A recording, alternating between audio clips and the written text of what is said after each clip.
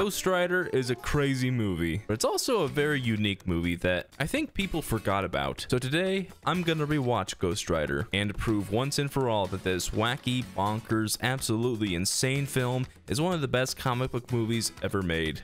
The movie begins with... This is the legend of the Ghost Rider.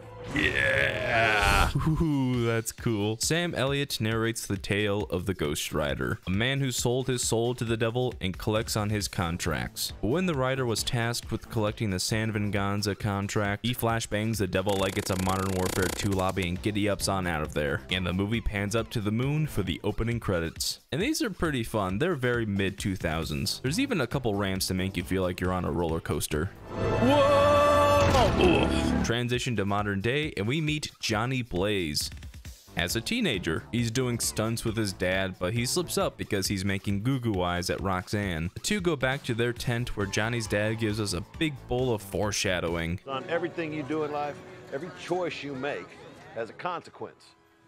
When you do things without thinking, you ain't making the choice is making you. He's also coughing a lot. I'm sure that's not a big issue. Johnny takes Roxanne on a little date. They carve their initials in a tree and plan to leave their families. You know, normal high school relationship stuff. Later that night, Johnny goes home and finds out his dad has lung cancer. What do you think Johnny does when he gets this news? Does he? A. Raise money to pay for his dad's treatment. B. Convince his dad to start a criminal empire based on the creation and selling of meth. Or C. Sell his soul to the devil. He sells his soul to the devil. With the blood oath sealed, Johnny agrees to be Mephisto's Ghost Rider in exchange for curing his dad's cancer. Johnny wakes up and, by God, his dad is cured. But before the big stunt show, Johnny packs up his bag to leave with Roxanne. The dad is initially upset about this, but eventually comes around. He even gives Johnny his motorcycle. Well, that's a really nice moment. It's a real shame that Dad's about to die in this horrible, gruesome accident. The dad's death is sad, although I'm not sure what actually killed him. The ring is destroyed and there's fire everywhere, but he himself doesn't look all that burnt. I don't know. I guess Mephisto casted a spell or something. Testicular torsion! Johnny goes on a sad drive and gets Five Nights at Freddy's jump scared. He crashes and is greeted by Mephisto. The devil fully claims Johnny, giving him fear. And as he rides up to Roxanne, he leaves her there, being too afraid that his decisions would hurt her like they hurt his dad. See you around, babe. Gotta go do stuff for the devil. The film transitions to modern day as Johnny chants the film's main message. You can't live in fear. You can't live in fear. Yeah! I think this movie does a pretty good job at setting up Johnny Blaze's character arc. He is a character who constantly lives in fear. He's not afraid of dying. He does these crazy daredevil stunts every other day, but he's afraid of living. He's afraid of running away with Roxanne. He's afraid of making actual friends. He's afraid of living a normal life without doing this. And setting up this story makes it really easy to feel for him. He survives the crash and walks out of there with the bag. Later that night, Johnny and his team are driving to Texas. He eats jelly beans out of a martini glass. Mac shows concern over Johnny's continuously reckless stunts, but he doesn't care. He's more concerned about howler monkeys. Oh, wait, could you go back? There's a howler monkey special on Discovery Channel tonight. And as the trailer drives past the interstate, we're introduced to the movie's villain. What was he doing that for? Or was he like just practicing? All right, gotta go in this town. I gotta be real spooky. Let me get a rep in. Wow. Blackheart strolls up to this bar and kills the bouncer in a very Willy Wonka-like fashion. We cut back to Johnny, who makes it home to the coolest place ever. It looks so cool. It's got bikes. It's got stairs. He's got a pool table in the kitchen. And as Johnny sits down to watch some monkey karate, Max shows more concern over his well-being. We go back to the bar and Blackheart gathers the boys. We got Earth Guy, Water Guy, and Air Guy, and they all have matching trench coats. They plan on finding the San Venganza contract to overthrow Mephisto and to rule the world. And speak of the devil's here. And here is where we get Blackheart's motivation. We find out that Blackheart is Mephisto's son and is jealous of him always giving his power to humans, and I think these two villains are pretty interesting. Mephisto is the pure evil villain who's evil for the sake of being evil, and I think Peter Fonda plays him pretty well. And Blackheart is good as the more complex villain with plans and motivations. He's not the most exciting character in the world, but he's reasonably intimidating, although Wes Bentley sometimes struggles in this role. If you had given me what was rightfully mine. Yeah, this dude's a real good actor. He's a very accomplished actor, but this just ain't it. Johnny is getting ready for his jump. Honestly, if you change the music, this is pretty much what my morning routine is. I'm just kidding. Anywhere else I'd be. He chugs some Joe and makes his way to the stadium. But before he makes it there, he runs into Roxanne. She's a journalist now and interviews him about his jump. What about the cane? You like my cane? I made it myself. Flames on it, you know. My name's Blaze. She leaves and Johnny prepares for the stunt. But instead of jumping over cars, Johnny is now jumping over helicopters. Because as he says, my dad thought it'd be cool. Hell yeah, it's cool. Johnny sticks the landing and immediately goes racing after Roxanne. He catches up to her on the highway, does some sweet tricks, and he almost dies.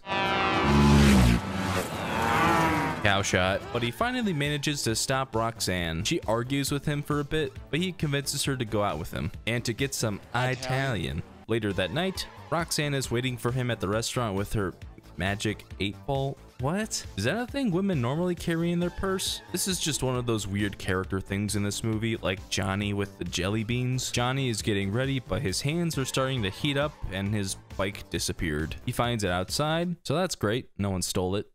Oh, and Satan's here too. Mephisto reveals that he's the one responsible for Johnny's fame and success, grooming him to be the best bike rider in the world. He sends Johnny off to go find Blackheart, and he destroys just about everything in his path. The mix of CGI and practical effects in this movie really hold up, and this scene is only a taste of the fun stuff they do later on. The Trenchcoat Boys find their way to a train yard that was once a graveyard, and they kill this old guy who works there. Rest in peace. But that's when Johnny arrives and is yeeted off his bike and begins to transform. This is one of the best scenes of the movie. The fire stunt of the flames on Nicolas Cage's feet, his face slowly burning away to reveal the skull underneath, the crazy score and his maniacal laughter. Holy crap, man! This is incredible! Everything about this scene makes it one of the best superhero transformations ever put to film. And I think now is a good time to mention Nicolas Cage is absolutely perfect in this role. His brand of over-the-top acting works perfectly for Johnny Blaze, who's an over-the-top character. As I mentioned in my DCEU ranking video, I was named after Nicolas Cage. And if the rumors are true that Tobey Maguire's Spider-Man and Hugh Jackman Wolverine are gonna be in Avengers Secret Wars, seeing my holy trinity of perfect Marvel castings on screen together would be a dream come true. But anyway, Ghost Rider is here to fight Blackheart and his goons, and at first he kinda gets bodied. He's hung, stuck in a puddle, and crushed by a semi. But that doesn't get him down. He sucker punches Emo Sandman, wraps him up with the chain, and as the rest of the boy band leaves, sorry bro, you're out of the band. He transforms his bike into the Hell Cycle and rides off. He stumbles upon a mugger who's attacking Rebel Wilson. Huh? You know what? I was forced to watch the Pitch Perfect movies on a school trip once. I say you leave and let it happen. But no, Ghost Rider attacks the mugger and gives him the penance stare. He redirects all the terrible deeds the mugger has done back on himself. And there's a really cool effect with his eyes. That guy's dead, and Ghost Rider rides to the graveyard where he transforms back into Johnny Blaze at his father's tombstone. He wakes up and is really thirsty. Holy crap. He strolls outside and we meet the caretaker played by Sam Elliott. And he is one of the best parts of this movie. We needed an old cowboy and man did he deliver. He tells Johnny about the history of Ghost Rider, who Blackheart is, and about Carter Slade, the previous Ghost Rider. It's kind of weird that this random caretaker knows so much about Ghost Rider. But he can't possibly be Carter Slade. Carter Slade's dead. We pick up with the local PD who's smelling something on the floor. Captain. Yep. That's human feces. And we catch up with Roxanne, who's interviewing Rebel Wilson about her encounter with Ghost Rider. Johnny shows up to apologize, but she brushes him off. And as she drives away, the police find Johnny's crispy license plate at the crime scene. He comes home and does, I don't know what the hell he's doing. He does some research on demons and whatnot and is now a firebender. That was easy. Roxanne comes and apologizes for the thing she said, and wow, she got over that quick. The editing of this film is a little funky. Sometimes this film moves too quick in places and too slow in others. In the world of this movie, it's been a few hours since Roxanne was mad at Johnny and stormed off, but to the audience, it's been just over 2 minutes. But it takes a long time for the plot of the movie to really get going. Johnny doesn't turn into Ghost Rider for the first time until roughly 50 minutes into the movie. Editing decisions like this plague Ghost Rider, and I have to say it's the worst part about it. Roxanne tries to give Johnny another chance, but he pushes her away. He's still afraid about what his choices might do to her. She leaves as the police pull up and arrest him. Johnny is questioned, but when he doesn't give anything up, they throw him in the slammer. There's a bunch of goons in there who are upset because Johnny never died on one of his jumps. I saw you jump in the state fair a few years ago. I paid $10 to watch you splatter. Yeah, these guys belong in here, don't they? They gang up on Johnny, who turns into Ghost Rider. But while Ghost Rider may be cool, he's not as stylish as he could be. So he steals this guy's jacket, and now he has unrivaled drip. Ghost Rider escapes from the prison, and we get more of that weird editing. We're in the middle of this escape sequence, but it cuts back and forth a couple times between this and Blackheart questioning the priest on where the San Venganza contract is. It's just another example of the clunky editing this movie has. Ghost Rider is cornered on a bridge, but as it turns out, the Hell Bike is a Hell Boat, and he drives away, flipping the police department the bird. We catch up with the Goon Squad. Me and the boys ready for Sunday morning service. Blackheart tells Fartman to attack Ghost Rider, and he does. He flees and Ghost Rider pursues. And we get a very memorable sequence where Ghost Rider drives up the side of the skyscraper. This image is permanently burned into my brain. I saw this film in theaters for the first time when I was very young, maybe a little too young. But I will never forget this shot of Roxanne looking out the window and seeing Ghost Rider right up that building. Forever iconic. He makes it to the roof of the building where he's greeted by a helicopter. So naturally, Ghost Rider does the most sensible thing a person could do. He shouts,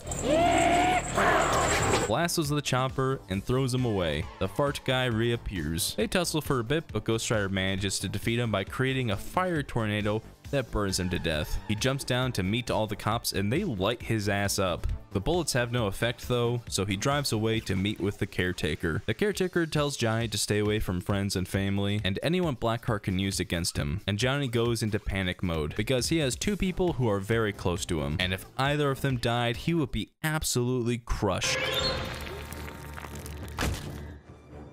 Mac.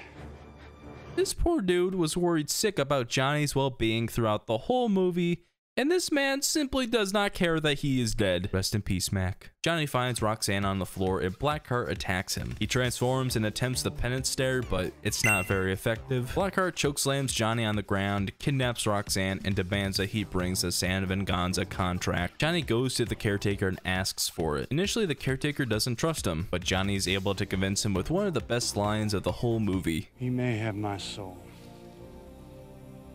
but he doesn't have my spirit. Hell yeah! This is where Johnny's story comes full circle. The caretaker explains that Johnny didn't take the devil's deal for his own selfish intentions or out of greed. He did it for the right reasons. To save his dad. His choice to save his dad isn't what killed him. It was the devil himself. And Johnny realizes he doesn't have to live in fear anymore because he now has the power to protect the people he cares about. A power given to him because he made a good decision. Going through this story with the main character is really inspiring, and it perfectly leads into the coolest part of the movie. The caretaker calls his trusty steed because I got one last ride left in me. And it's revealed that the caretaker is Carter Slade, the first Ghost Rider. And this is so freaking cool. I absolutely love this movie's adaptation of the old school Ghost Rider character from the 60s. This cowboy spirit of vengeance with the flaming horse. It's incredible. And we get yet another memorable line. Let's ride. The two riders riding side by side is a sight to see. Oh man, this is so awesome. There are some beautiful shots in other comic book movies, but nothing comes close to this. They make it to San Venganza and Slade tosses Johnny the boomstick. He delivers one last hopeful message and rides off into the night. We cut back to Blackheart and Roxanne and Wet Boy. He gives a pretty basic monologue where he's gonna kill Ghost Rider and then get the contract that releases 1,000 evil souls upon the earth. Pretty typical villain stuff. And he sends Wet Boy to go fight Ghost Rider like, Yeah, that's totally gonna go well. 5 minutes later.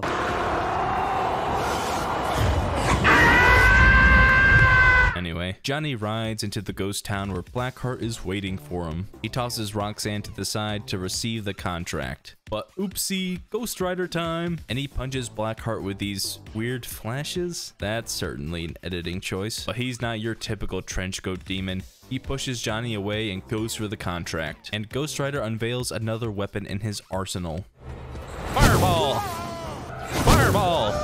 The fireballs aren't enough though, and Blackheart gets the upper hand by throwing Johnny in the sun, getting rid of the Ghost Rider. And all hell breaks loose when Blackheart reads the contract. Yeah, that's probably not what you want.